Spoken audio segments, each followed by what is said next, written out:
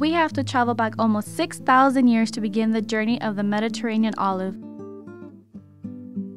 Throughout history, olive trees have been celebrated in many cultures, even nicknamed the king of trees.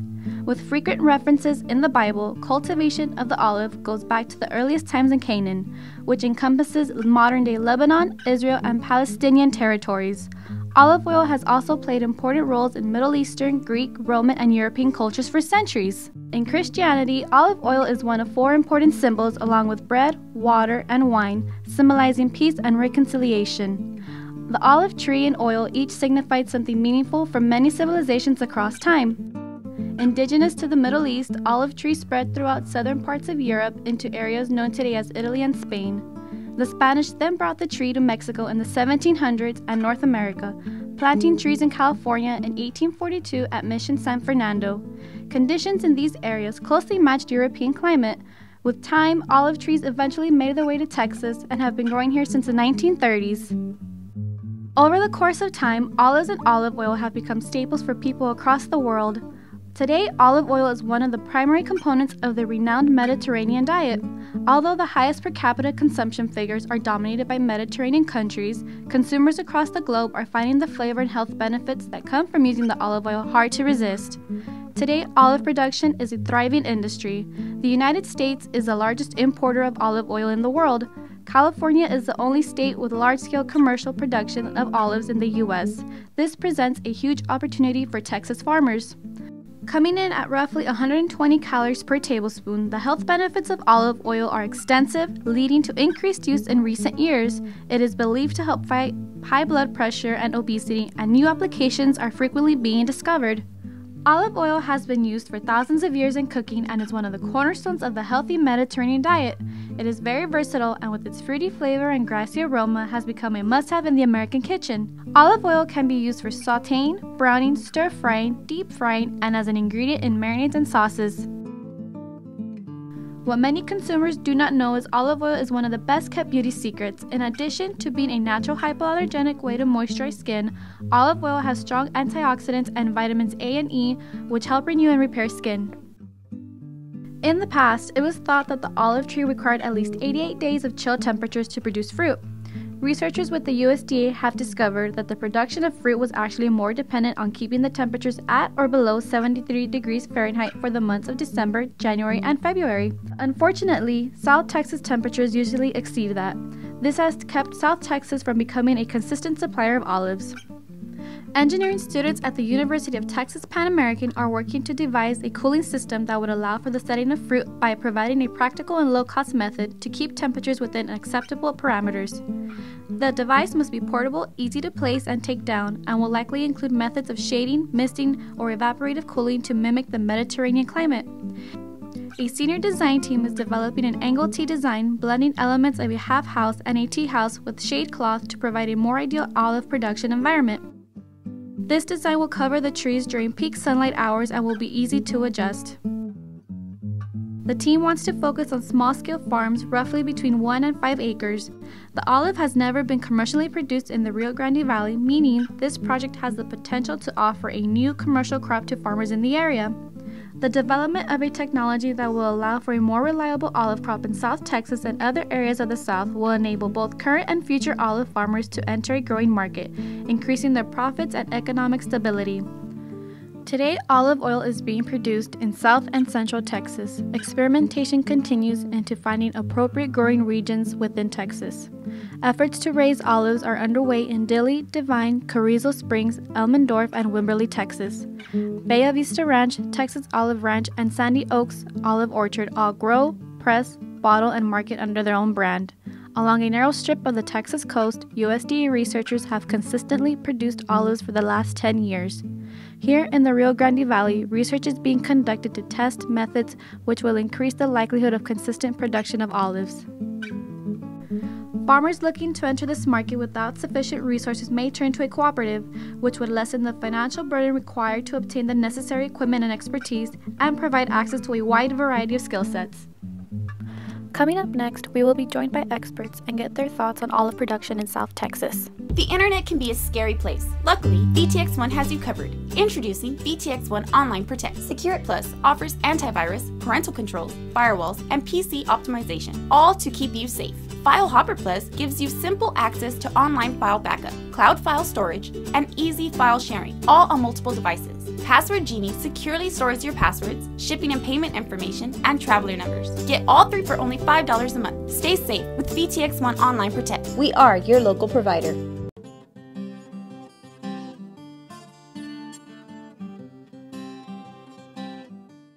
We're here at the University of Texas Pan American. Joining us today is Dr. Teofilio Ozuna, Dean of the College of Business, and Jim Brockington, retired USDA agriculture research with over 10 years experience in olives. There is a growing market for olive oil, but getting it from the orchard to the consumer can come with some difficulties. Now, we know olive oil is to grow generally around the Mediterranean Sea. The Mediterranean countries usually are the ones that produce olives for oil production.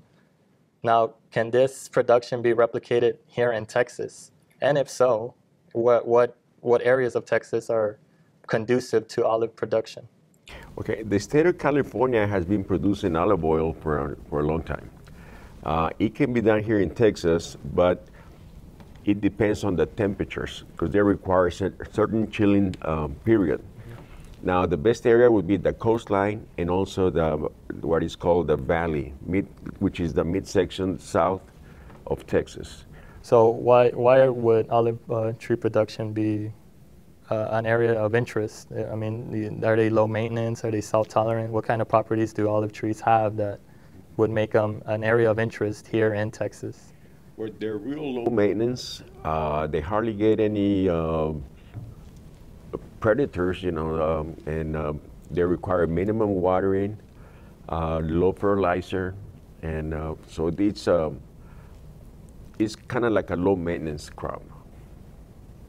Okay, now let's get into some out of vernalization. What exactly is vernalization? How does this affect the olive trees, the physiology behind them? Okay, we did some studies because they assigned us to work on olive trees. So I built these grow chambers where I could control the temperatures. And so we went to freezing temperatures, real hot. So we came up with the conclusion that the ideal temperature, it was 45 degrees at night Fahrenheit, 65 degrees during the day. And this period has to be like from mid-November to February. They need at least 60 days or more with those temperatures, and then that induces inflorescence, flowers, and fruiting. Is there a particular variety that we would be interested in using down here in Texas? Yes. One of the best varieties is called Arbequina, which is a Spanish variety. Why? Because it's a self-pollinator and it fruits at 2 years old. There's some other varieties like Mission, Manzanillo, they take 5 years to fruit. So you want, and then you have to use cross-pollination. But Arbequina is one of the best varieties that you could plant anywhere. It's a self-pollinator, and you can get a crop after 2 years. And also, they've done some taste tests on the olive oils, and Arbequina is one of the favorites all the time. Great. So it seems like the only issue we're having here would be controlling the temperature. Down here in Texas, we wouldn't expect it to have freezing to occur, but we will expect a hot 80-degree temperature. So what are some methods that can be employed to sort of control this? We did some experiments by misting the trees during the hot time of the day, just sprinkling some water, but that caused a problem because all that water is going to the pot because they were in pots. So I had to put a garbage bag on the bottom. And then another experiment, we did some tents with some soakers on top and then shade cloth on the side. And then the water would go down the shade cloth and then the wind would go through. And we were able to cool the temperature up to 15 degrees. And on that tent, we had 100% flowered. On the mist tent, we had like 60% of the trees that flowered. And then we had a control. The control had 0. What kind of acreage are you looking to maybe become economically successful? If you want to go commercial, you need at least 30 acres. At least 30 acres. 30 acres, and you have to plant on high density. High density is you plant olive tree every 5 feet.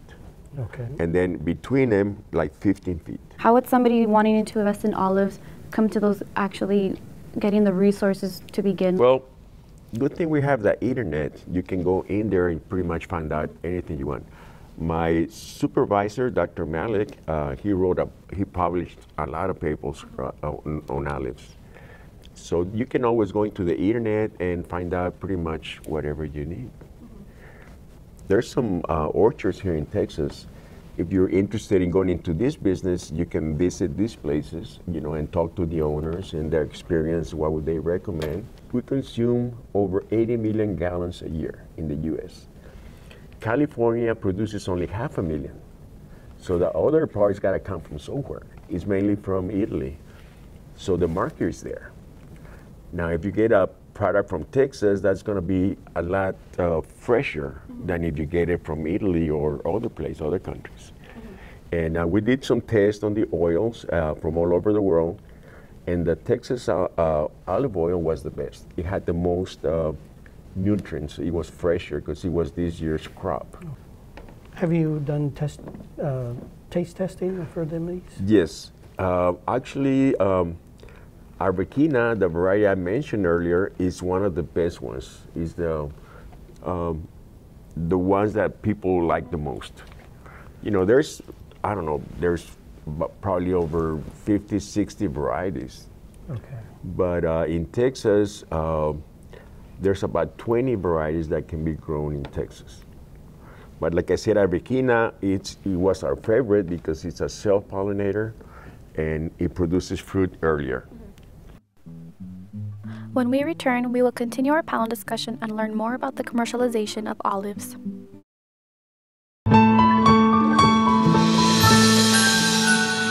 You're watching VTX TV.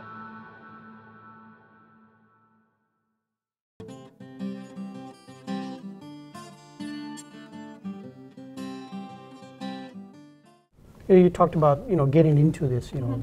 We basically have been listening to the technical aspect, the production aspect of the olive tree and how you would plant it and grow it and position it in a different place and the weather and things like that. So that's really important to know about that technical aspects, and there's experts that can really help you to do that. But along with that, you have to tie in the economics as well, right? Because in the end, it's the price who's going to drive whether you make a decision to do this or not, right? And so it's important for the person also to begin to think, if they're going to go into this, what is it that they're going to be doing? Are they just going to be growing the olives and then selling the harvest itself like that? Or are they going to be doing that, processing it, and then selling the oil just in wholesale, right? Or are they going to go, the growing of the olives, the processing of the olives, and then even bottling the olives themselves and then being able to sell that with a brand? So those are decisions that have to be made at different stages of production. But you generally begin with the possibility, is it possible to grow it here to begin with, and what technical aspects are there? But in the end, they have to decide, or they have to look into the economics. Any grocery store, large grocery stores, and you go to the section on olive oil. There's a large variety of olive oils from different types, different places of the world. And so imagine that you're going to be setting 30 acres in the Rio Grande Valley. You want to be processing it, and you're going to sell your own brand. How is your brand going to add value compared to the others, right? What's the value add? Why would a consumer be enticed to buy your bottle and not someone else's, right? What makes yours enticing? What is the value that you provide? So that is also very important. Now, if you're just going to only produce oil and then sell the oil wholesale, right, for somebody else to bottle, because that can also happen where a person has established a brand in Texas, and a cooperative can also help there. So that person says, all I want to do is just grow them because that's what I like doing. I like being in the orchard or the grove of the olive, and I enjoy that, and so I harvest it, and then I press it, and then I sell the oil, wholesale to somebody who bottles, right? And so then that also can lead to business economics as well. And so it's important to understand who you're trying to sell to, or what is it that you're trying to sell. What niche are you trying to to get, right? So if you're going to be looking at bottling, what's the niche here? How does yours stand out compared to the others, right? What makes yours different, right? And also, as far as the marketing, it's not only the oil. You could make like soap or some creams, and you can make other products with the olive oil. Yes. Another market would be the leaves. If you go to a pharmacy or a drugstore, you can see the olive leaf peels. So there's some other benefit. Let's say you don't get a crop this year on olives, but maybe you can look into a market where you can sell the leaves, or you can make tea bags or something. That's another market that can be done with.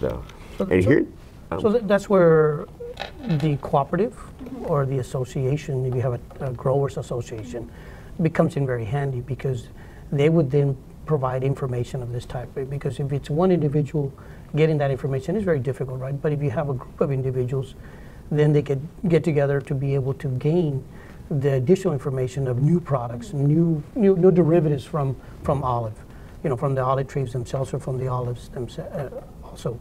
So that's a way to look at, are there new derivatives in terms of new products? Soap, you said a while ago. Tea is another one, right? And so the cooperative becomes important, because they can then help market that, right? So if people don't know that you have soap with olive, then they would need to find out. If people don't know that there's teas and what the teas is good for, right, or what nutritional value comes with it, then that educating of the consumer becomes important. An individual by themselves is very difficult. Exactly. A cooperative would be very, very more efficient, because you would then spread the cost amongst all the individuals, but you'd be getting the word out to a lot of people, especially the health benefits of this oil. There's also another market for the olives. If you have an orchard, would be propagation of the trees. You can propagate your olive trees and sell them. That would be another market. The propagation is done by cuttings.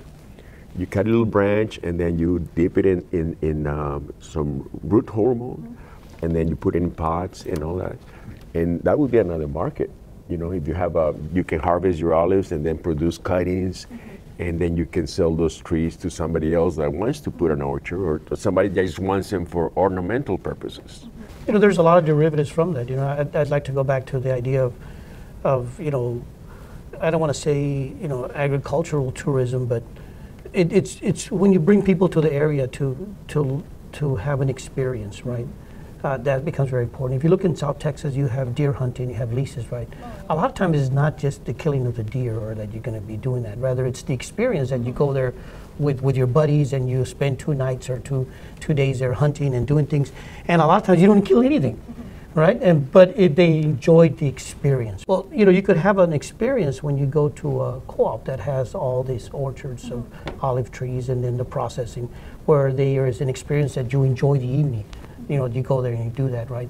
So there is that selling of that experience itself, not necessarily just the product, right? And again, people are willing to pay extra premium for an experience, because they'll remember that. And if it's a great one, they'll continue to come back, right? Or they'll bring others to come and enjoy, and they want to show that off to others. And that's another way to think about it. So the Sandy Oaks Orchard, which is located outside of San Antonio, which has the restaurant, they sell their olive oil, they sell olive oil products and everything. You can bring that concept and adopt it to this area as well, and to introduce how you're seeing the agro-tourism and the olive oil and other products. Yes, Sandy Oaks is actually in Elmendorf, which is 20 miles south of San Antonio. And she does tours, and she has an excellent restaurant.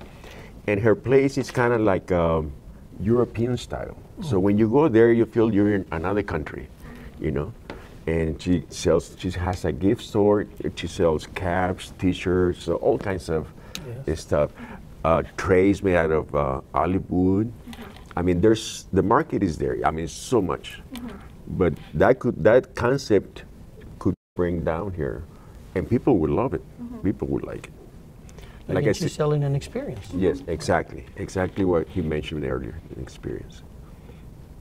And then when you do production, all the way to bottling, you have to think about, ways to save monies, right, or to lower your cost.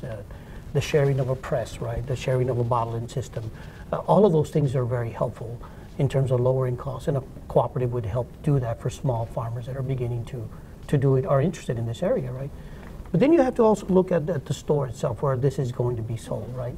And how you contribute to that and how you market that and how you are able to then get a good price. Because what ends up happening is the olives by themselves have a price, right? But as you add more value to it in terms of the processing, the bottling, and the education, then the value add that you put onto it then commands a higher price. And so is it feasible to do that? Is it feasible to compete with a big agribusiness firm, olive agribusiness firm that is from Italy here, right? And they have a brand themselves already that people know, I know this is very good. And so how do you get them to at least try your product, right? To try this product here that says, you know, it's right next to that the one from Italy, you know, how do they say, well, let me try this one here? You know, how do you market to those people, right, to be able to make that switch? Because a lot of times people, this might be a much, much better product, right? And even the taste is better. But because they've gotten accustomed to doing it, the habit of getting that other bottle, right? So then how do you entice them, you know, market-wise to try this here? If you go to the stores, a lot of times what you see is somebody there with some cookies and try these cookies, or here's some wine, try this wine, right? And so the same thing could happen with olive oil, right? Try this one compared to this other one, right? The taste is different, right? Again, it goes back to educating the consumer, to do that. So when you look at the whole production process of the different niches, which is this type, to selling it just wholesale, to selling it the one which is the olives themselves that you eat and you consume with a martini or whatever it is that you want to eat that with, right? Then when you look at that, there's all different avenues, right? Each one has its different price range. And so you as the producer in the Rio Grande Valley need to think about how and where do I want to go with this. And it doesn't mean that you can't choose something that you like in mind. How do I do it in steps? You know, first I need to make sure my production is okay. And I learn from that. Then I need to do pressing. And then maybe I do pressing with an individual who lends me or rents out his press. And then you do bottling. And you can do it on a step-by-step basis so that you get to do things, right? So I think that's important to keep in mind not just the technical aspect, but also the economic and business aspect of how you sell your product. Right. So you have to really also not just think about this is something that I like, this is something that I have some extra land here, I'm going to try this, but also think about it from the perspective of business, right? I mean, in the end, you have to make some money to be able to cover your cost and be able to do these things here. So what is it that you really want to sell? Olive oil can be sold over for $100 or over per gallon, and the market is there. But the first steps would take some time. The investment is going to be kind of big, and it's going to be a while before you can make up for that investment. But in the long run, I mean, it'll pay off. Teaming up with a bread maker, the special bread maker, it could be even a small bakery, right? That makes a bread that kind of goes with that one there would be good. Or if you have wine makers here in Texas, the same way, you know, to do that. So that combination of being able to expose to the consumer that this is a different way of consuming things. You consume not as much as we generally do, but it's in a little bit smaller amount, healthier amount, and that's important. So again, it goes back to how you are going to combine this, not only in the processing of itself, but also with other products that are complements to olive oil. Labeling, if you put product from Rio Grande Valley, if I would see that at the store, I would get it because you want to promote business for the valley. But if you don't say where it comes from or anything, you know, nobody's going to care. But you say product from Texas grown, you know, in the Rio Grande Valley. If I was to see that on a bottle, even if I have to pay more, I would buy it because you want to promote, you know, the valley business. So in general, would you say investing in olive production would be a good idea for someone looking into this? Just like you said earlier, I mean, they have to get informed, get educated, like you mentioned, and to look. I would be cautious. I would be cautious. It's nothing that you just want to jump into. You know, you have to do research and see the pros and cons of this. When you look at VTX, they can also play a role in education, right? I mean, that's an important one. That you might have programs where they talk about, you know, the variety of oils that are there, right? And what each one's quality and health aspect of it is, right? Educating the consumer in those areas could be very helpful. And so I think there's a role for a company such as VTX to help in explaining how we consume some of the products that we consume. That's one way that companies can do that. It's marketing the same way, right? By Rio Grande Valley, right? Those are things that are really important. Well, thank you for joining us today. It was very interesting seeing how everything's so interrelated and everything coordinates together and actually gets it from the orchard to your table. It's been a pleasure. Thank you. It's been a pleasure too. Up next, a discussion with Texas Rural Cooperative Center Director Rick Carrera. VTX1 now offers affordable advertising rates on top-rated networks on the most popular shows. Now you can grow your business by choosing to advertise on the programs your customers watch. Take advantage of VTX1's TV coverage area and reach your customers with your own TV commercial. VTX1, we are your local provider. Call 1-800-446-2031 to get started today.